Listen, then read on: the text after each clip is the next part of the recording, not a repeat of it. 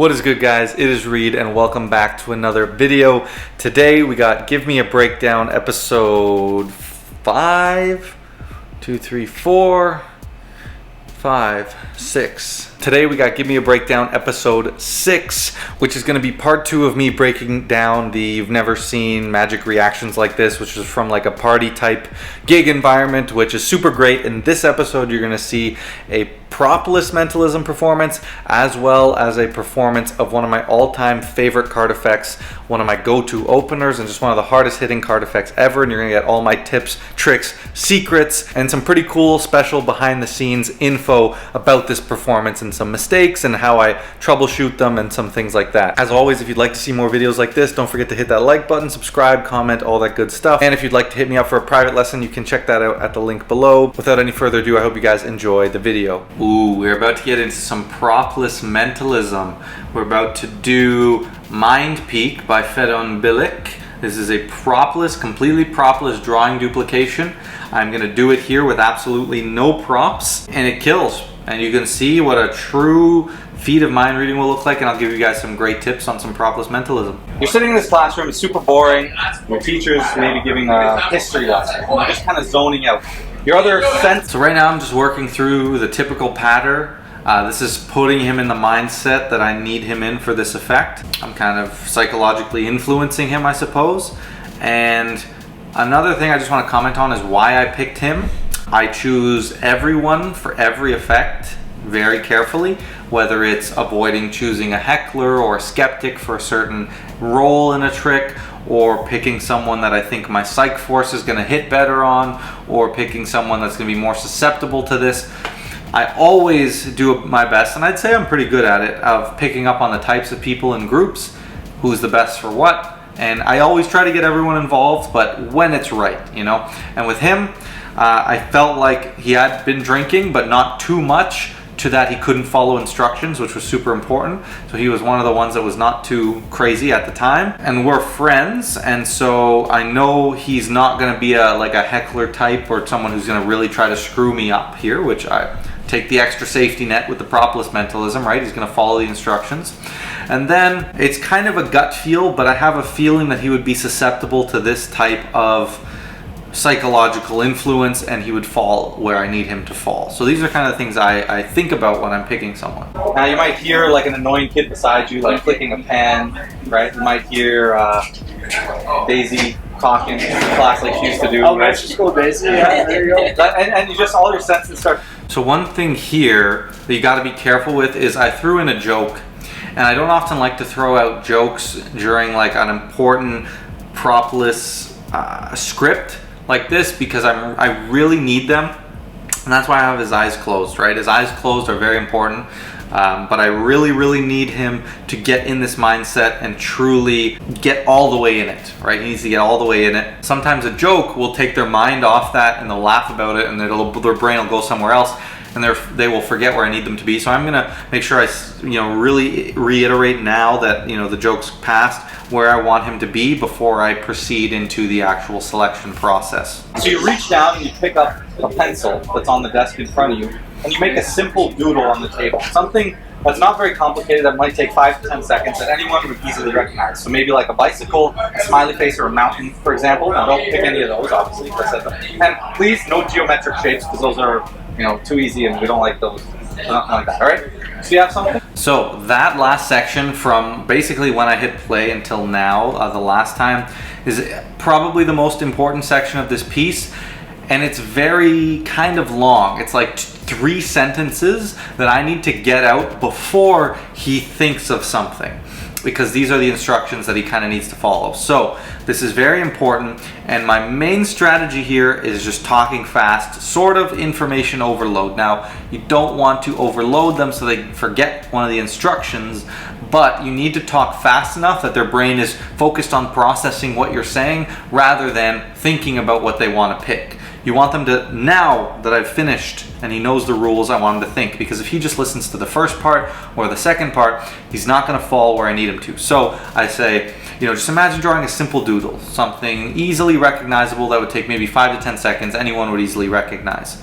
That's the first thing. But now I need to do the next part, which is equally as important, where I say, You know, some people might go for like a smiley face or a bicycle or a mountain. Now, don't go for any of those as I said them. And please, and this is the third part, and please, no geometric shapes, okay? So do you have something? And now I immediately follow with, do you have something? Because I'm now pushing him to quickly think of something that's going to help increase my hit rate. Not really making it feel like he's super pressured, but, you know, in the back of his mind, I'm making him, you know, hurry up, and it's just going to help me out. You got something? Just a simple rule. Oh my god, sorry. 10-year-old Michelle, so many ideas. There's so many ideas.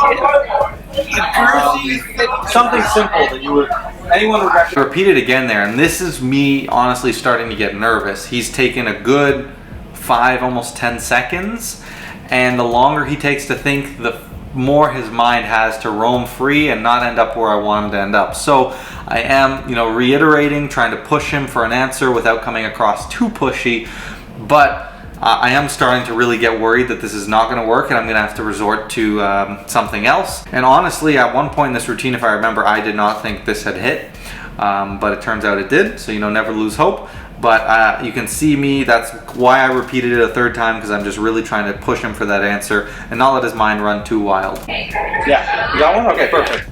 So open your eyes for me. Now let's go to the word, okay? Just spell the word out in your mind, okay? Like T-R-E-E, okay? Spell it out like that. Perfect. Now, so that obviously is me throwing out something, seeing if it sticks. You can see me pause at the end of that T-R-E-E, wait, no reaction, so I know it's a negative, and we continue on. This pattern here is all very important, me trying to gain some information and get him again thinking of his object now in the way that I need him to think of it for me to figure it out. I'm going to tell you what I picked up. Okay, scramble up those letters. First thing I see, there's an A in the word, and then go back. Keep focusing on it. Hold on. There's a T. So you can see how the anagramming process here feels to everyone like I am truly telling him the letters in his word, right?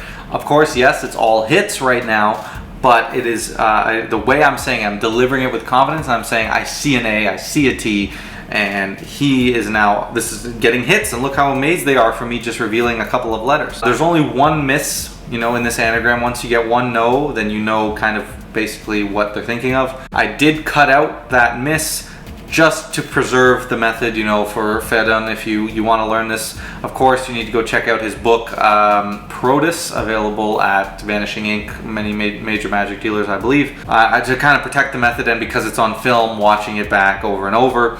So that's kind of some bonus here if you do watch this video. Which at least is good, right? If I had to guess, I'd say you as well.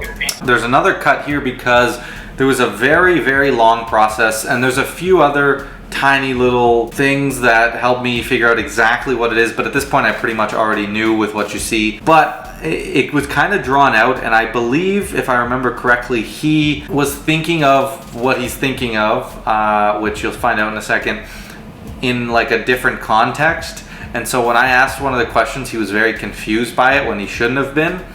And there was a very like long, drawn out dead moment, which in live performance I can kind of gloss over. No one's going to really remember the kind of blip. You know, it's not a mistake, but it just makes the performance a little clunky. On video, it doesn't look very good, so I just chopped it out and get straight to the reveal moment. A stick man or a person? Yeah. Have a good night. Cheers, boys. We'll see you soon. So can I see a shot before I leave or what?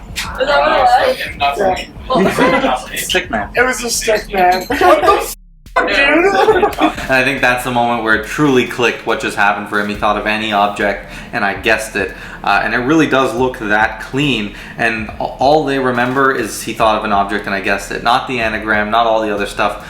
And you do hear me just before I reveal it because, like I mentioned, I was a bit unsure. I didn't think this had quite worked. I downplay it. And that's a strategy that I use when I'm a little unsure, just in case it does fail. Now I've downplayed it, and I can actually use people's expectations against them to help me segue into something else. I think I said, you know, this might not work, but I'm just going to throw out what I get here. I think maybe like a stick man. and I got the hit, and he freaked out, and everyone else freaked out. And it was absolutely incredible effect. So that downplaying thing, you know, use it sparingly. You don't want to keep downplaying your effects. You can see, obviously, even with the downplay, you can get incredible reactions. I don't think it hindered it in this case, but it's kind of a bit of a safety net in case it was wrong. I feel Why did you do that? Do it to me. There you go again. Do it to me, right? Every time. People want to see, they want to do it again. My best advice, just be prepared and have something else to move into. Now, this is my favorite performance, I think, of this entire set that I did for this group. So I did these 3 tricks and then maybe another 3 or 4 that are in the second part to this video, which I'll link if you want to go check it out after you finish watching this, of course. So this is shuffleboard. This is actually my opener. So I closed this video with it, but I actually opened it with it in real life. Now, shuffleboard is an interesting opener because it is long, drawn out. This effect you can see is like 8 minutes long. So not a quick hitter, but I find the premise that I use and what I talk about really draws people in, and it's just a super hard hitting effect, and it does require a setup that I am already in, and it's pretty much the only effect that I do that that's not impromptu. So I like to open with it for that reason, and you'll see how it kills. And I absolutely love the reactions it gets. It gets some of the best reactions I've ever got, really, and I would be hard pressed to find anyone who got better reactions for shuffleboard than this. Now, if you know the method to shuffleboard, you'll know it's a great effect, and it absolutely is, but my touch on this is part of the presentation, part of the handling, but also the phone aspect. I've kind of modernized the prediction reveal, which is something I've considered making a video on, but I haven't yet, with a sort of invisible ink prediction, because with shuffleboard it's important you send them a prediction. Usually it's written on a piece of paper, but it has to be layered, so they have to open it in stages. They can't just read it all at once, so the paper has to be folded a special way, or I found a way to adapt it to technology. So now I just have it copy pasted on my phone, I send it over to whoever I'm doing the effect to in invisible ink, and we're good to go. I need someone whose phone number I already have. I have yours, I have yours. You both have iPhones, right? You know that invisible ink feature? You can send a message, you have to... So I'm going to send you a special prediction. Yeah, I'll do 10. And it's going to be with the invisible ink, and it's because I don't want you to see it yet. I just want you to be able to show everyone that you received it, so I can't go back on what I've said. Okay, it is very mixed up. It's a prediction for later. Yeah. The great thing is I can use a photo too, as you can see, but it's all invisible, so they can't see what it is yet. The audio is terrible on this one, sorry, people were very loud, but it's too good not to post. So the poker players discovered a riffle shuffle, right? The riffle shuffle. And that is much more efficient. It only takes about 7 of those to make something random. So we're going to use that shuffle. Can you do it? So if you're a shuffleboard performer, this is a key statement that I would highly encourage you to incorporate when you talk about the advantages of the riffle over the overhand shuffle, and that is the justification for why we will be doing riffle shuffles for this. It'll get rid of that worry of someone messing up your piles, and it'll just keep everything on the table, which is something Simon Aronson, the creator of shuffleboard, talks about a lot, and I agree it's very important. And I would highly encourage you to try to keep the shuffles on the table using a riffle shuffle, and this is the justification I use. Now, even if someone cannot riffle shuffle, which there's always someone usually in shuffleboard when I do it who can't, we'll do the rosebud shuffle or Rosetta shuffle or something, and it equally works the same and creates the same effect. So you'll see that here. Mitchell, how's yours? You do the rainbow. Let's see it. Look at the ripple.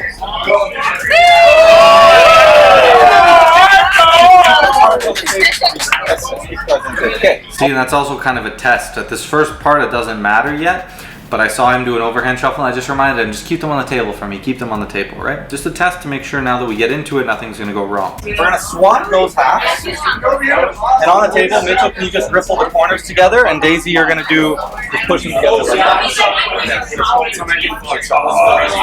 that's another thing. A lot of people need to pick up the piles to do the riffle. So anytime someone does that, I always keep a close eye, and you'll see me, you can kind of tell right now, but you'll see I'm staring daggers at his hands to make sure that he doesn't change the order or flip either one.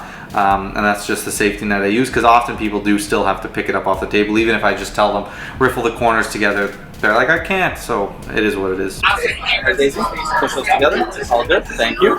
Alright. Now, set them down. Just cut again wherever you'd like. Now that was risky. If you watch his hands after this shuffle right here, it's very important the orientation of this packet, right? And this was a little bit risky. I should have been paying more attention. I didn't know he had picked up the deck after the shuffle. He could have easily flipped it over and I might have never known. The whole thing would have been screwed up. Luckily he put it down the same way. But again, that's why you encourage them to just make sure they have the deck on the table. Keep track. You know, I was focused over here and I lost track, but you know, just be careful of that. You'll watch his hands here. Push those together. All good. Thank you. Alright. So he could have went either way. Luckily he put it down the same way. Again wherever you'd like. Flip either half face up. Either one you want. We're going to swap those halves again. And one last time, I told you to do it the same way. So you can see I actually switched to the Rosetta Shuffle for him because it just prevents that risk of him having to pick it up if he can just squish them together, and it creates chaos. I often do this for the second shuffle just because I'm about to put them all together now and just have that chaotic mess on the table. So it also, you know, prevented the risk of him screwing things up.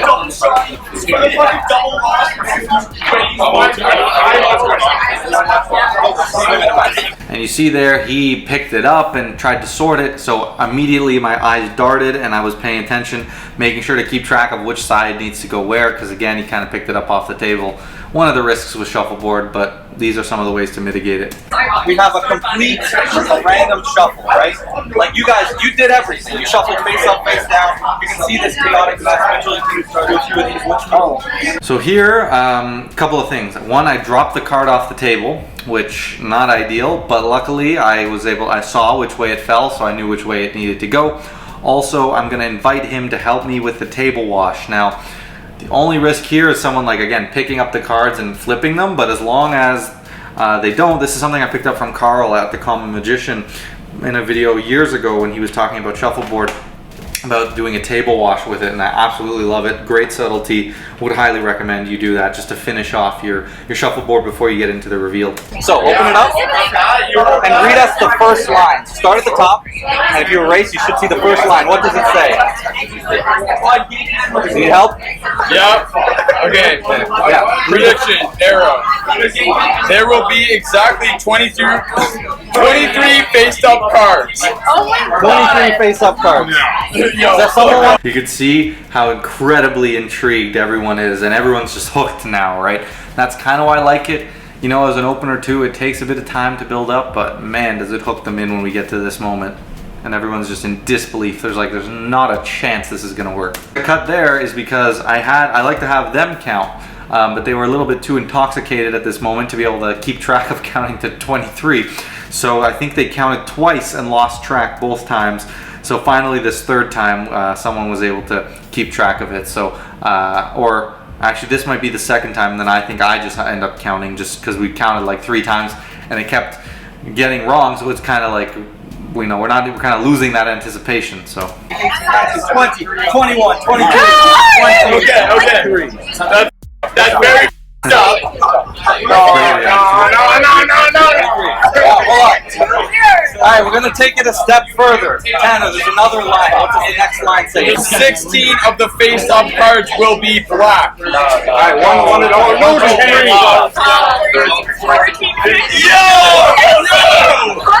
I love the beats of this effect. High, and then they kind of think, is it over? And then high, and then they kind of think, is it over? And then they realize, like, this is gonna get way crazier. The face-up red cards are all diamonds. Check. I'm not sleeping. I'm not sleeping. On that one. Alright, well, luckily. So again, I love this moment in shuffleboard. Expectations hit an all-time high, and then there's a mistake. And everyone's like, oh, there's a mistake, and it kind of settles for a sec, and I kind of play into it, and then hit him with the kill shot. Except for And then is there a picture?